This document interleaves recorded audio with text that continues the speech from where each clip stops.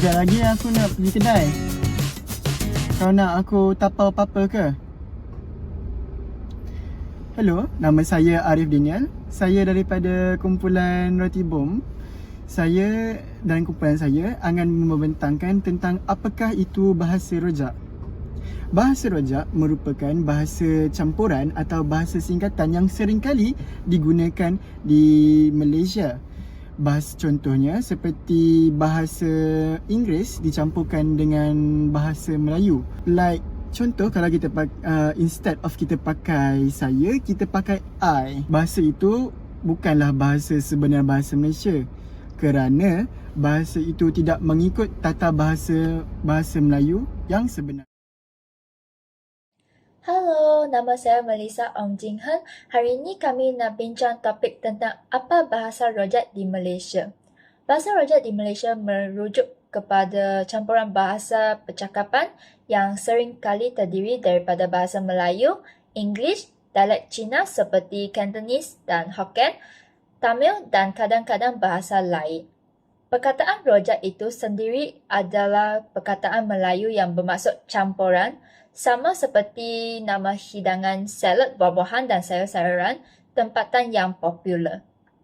Bahasa rojak sering digunakan dalam perbualan santai, terutamanya kawasan bandar seperti Kuala Lumpur, yang mencerminkan masyarakat pelbagai budaya di Malaysia, di mana orang dari latar belakang etnik yang berbeza berkomunikasi menggunakan campuran bahasa.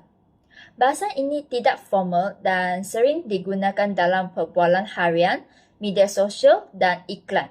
Walaupun sesetengah pihak merasakan yang merosakkan penggunaan bahasa rasmi seperti bahasa Melayu dan English. Nama saya Ahmad Ezra dan saya akan mengulaskan tentang beberapa orang di Malaysia menggunakan bahasa rojak.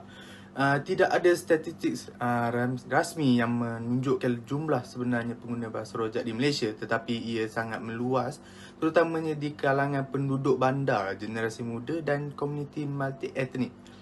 Penggunaan bahasa rojak mencerminkan dinamika sosial dan budaya yang kaya di Malaysia, di mana pencampuran bahasa berlaku secara semula jadi dalam kehidupan seharian. Ia sering digunakan dalam perbualan tidak formal, media sosial, program TV, filem dan juga dalam lagu. Oleh kerana bahasa rojak adalah sebahagian daripada gaya komunikasi sehari-hari bagi kebanyakan orang di Malaysia, terutamanya di kawasan seperti Kuala Lumpur, Pulau Pinang dan Johor Bahru. Kemungkinan besar jutaan rakyat Malaysia terlibat dalam penggunaan bahasa ini.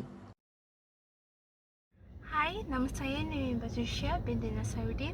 Saya daripada SHCA dan sedang mempelajari fashion design. Baiklah, hari ini saya akan bercakap tentang faktor-faktor bahasa rojak di Malaysia. Zaman modernisasi telah membawa perubahan dalam pertuturan budaya bahasa di kalangan masyarakat Melayu. Antara penyebabnya adalah persekitaran yang memberi kurang perhatian dalam penggunaan sepenuh bahasa dan juga kawasan yang melafazkan pelbagai bahasa. Kerana ini, pencampuran bahasa telah dinormalisasikan. Begitu juga kerana media sosial. Kenampakan wujudnya selang di masyarakat orang Melayu dan juga pertuturan masyarakat Barat. Ini sangat mempengaruhi orang-orang muda yang merupakan ikutan ramai. Hal ini dapat diatasi masyarakat dengan adanya permataban bahasa Melayu yang diterapkan dan diasingkan daripada bahasa Inggeris dan juga yang lain-lain. Orang-orang di Malaysia diwajibkan untuk belajar bahasa Inggeris. Di dalam peringkat sekolah rendah hingga sekolah menengah, mereka diwajibkan untuk belajar bahasa Inggeris dan mereka diwajibkan untuk sekurang-kurangnya mendapat lulus dalam ujian tersebut. Hal ini kerana bahasa Inggeris ialah bahasa global yang digunakan oleh ramai orang, terutamanya di dalam era globalisasi ini di mana ramai orang menggunakan internet. Bahasa umum dalam bahasa internet ialah bahasa Inggeris. Dengan itu, bahasa Melayu telah bercampur dengan bahasa Inggeris menyebabkan munculnya bahasa rojak. Hai, Assalamualaikum. Nama saya Din Syahdah Hamid Luqman. Hari ini saya akan huraikan berkenaan dengan punca bahasa rojak di Malaysia. Bahasa rojak merujuk kepada campuran pelbagai bahasa dalam satu ayat atau perbualan. Di Malaysia, fenomena ini berlaku disebabkan oleh beberapa faktor utama. Yang pertama, pengaruh globalisasi menyebabkan bahasa Inggeris semakin dominan dalam kehidupan seharian, terutamanya dalam bidang pendidikan dan juga perniagaan. Dan poin yang kedua, media sosial memainkan peranan yang sangat penting dalam menyebarkan bahasa rojak kerana ramai pengguna lebih cenderung menggunakan bahasa yang tidak formal di platform seperti Facebook, Instagram dan juga YouTube. Dan poin yang ketiga, Malaysia sebagai negara berbilang kaum menyaksikan penggunaan pelbagai bahasa seperti bahasa Melayu, bahasa Cina, Tamil dan juga bahasa Inggeris dalam komunikasi seharian yang membawa kepada penggunaan bahasa rojak. Kesimpulannya, walaupun memudahkan komunikasi, bahasa rojak menimbulkan kebimbangan terhadap bahasa kebangsaan kita jika penggunaannya tidak dikawal. Assalamualaikum, nama saya Wanur Iman Aisyah. Hari ini saya akan membincangkan tentang kesan penggunaan bahasa rojak di Malaysia. Okey, penggunaan bahasa rojak di Malaysia memberikan kesan positif yang ketara seperti memudahkan komunikasi antara masyarakat pelbagai latar belakang dan mencerminkan identiti budaya yang kaya di mana pelbagai elemen bahasa digabungkan untuk mencipta cara berkomunikasi yang lebih relevan dengan generasi muda. Namun, ia juga membawa keburukan yang serius termasuk penghakisan keturunan bahasa Melayu sebagai bahasa kebangsaan, menjejaskan mutu pendidikan kerana pelajar terbiasa dengan penggunaan bahasa tidak formal serta menyebabkan salah faham dalam komunikasi harian.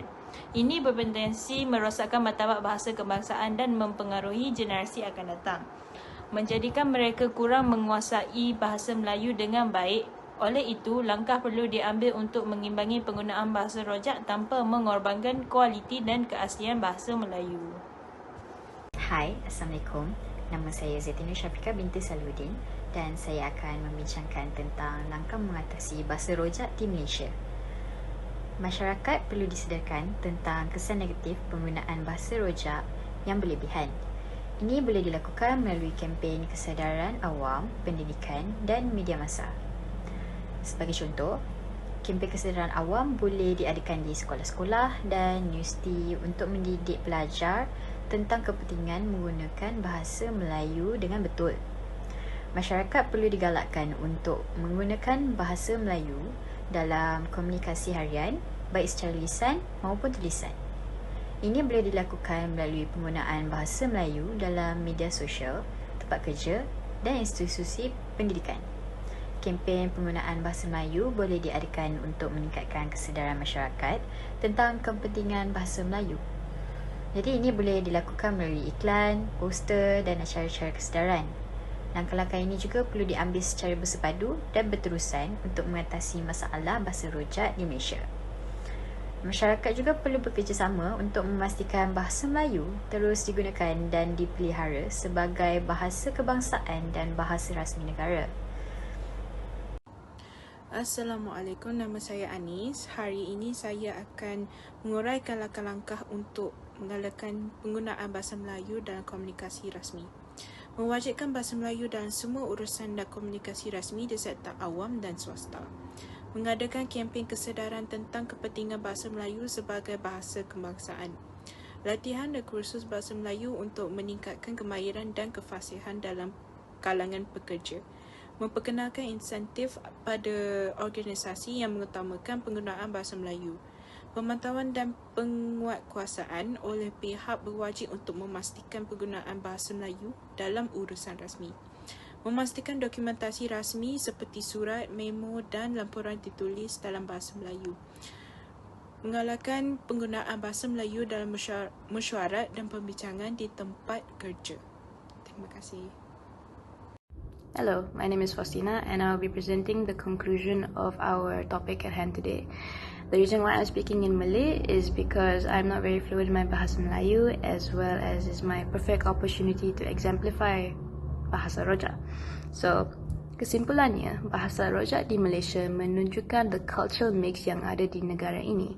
Even though it's not officially recognized, bahasa ini masih sering digunakan dalam kehidupan harian, especially in multicultural communities. For example, a typical Rojak sentence might sound like this: jom makan dekat sini, the food is sedap gila. It mixes both Malay and English effortlessly. Bahasa Rojak bukan sahaja helps unite pelbagai kumpulan tetapi juga menunjukkan how social interactions di Malaysia memainkan peranan penting dalam the way it is used. Walaupun ia menghubungkan orang ramai, penting untuk kita berhati-hati agar tidak berlaku salah faham antara bahasa dan budaya. Dengan memahami peranan dan kesannya, kita boleh lebih menghargai the diversity yang ada di negara ini.